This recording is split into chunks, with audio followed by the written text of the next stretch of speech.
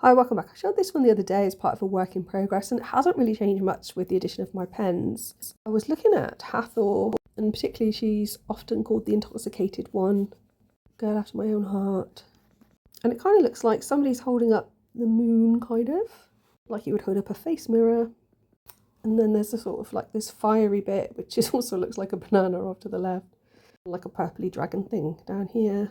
Ignore the fact that my doodling, I've drawn a penis on it.